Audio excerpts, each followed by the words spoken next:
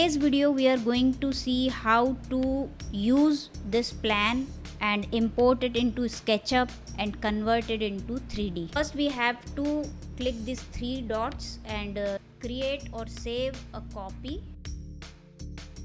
Save it into a folder on your iPad, wherever you prefer, and save it. Once it is saved, we are going to open the SketchUp application, and we have to click this import button, and we have to navigate the folder in which we have saved it and click the option. You can preserve the drawing origin, you can turn this button on. By default it is on, you can turn it off, and other things you can decide. You can decide upon the scale or unit. I am keeping it the same, and you have to click this import button and now move it to the origin. And if I click on the tags button, you can see we have also got the layers, door and windows, furniture.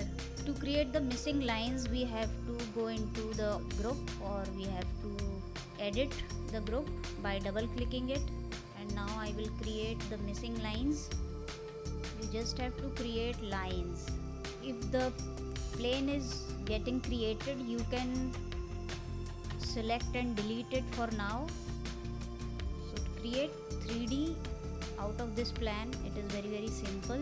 Double click to go inside the group, and we will start creating some lines. Select the face that you don't want and delete it. So we have converted these lines into planes, and we can use push pull to convert it into 3D or give height to these walls. I have taken the tool, click and drag and give dimension. I am giving 10 feet. Keep repeating this step. Double click. Once you have given the dimension or size, you can just double click or double tap with your Apple Pencil, and it will be pulled to the same height. So you will get something like this. You can erase all these lines, these are not required. Take the eraser tool and just drag over the line with your Apple Pencil, and the lines will be deleted. Save your drawing in between. Create another tag, flooring, and now you can create either separate flooring for each area or room, or you can create one rectangle first and apply the flooring layer to it. Standard plan view and parallel projection. Take the rectangle tool and start from here. Select by triple clicking and group it, and we can apply this flooring to our geometry that we have created just now. Let's check if it is working. Yes. Let's make it perspective again. The flooring is placed above the ground. We can move it by selecting and moving it from here to here. Now to create window openings,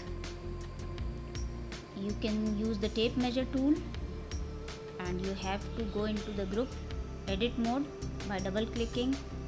Take the tool and start making guidelines.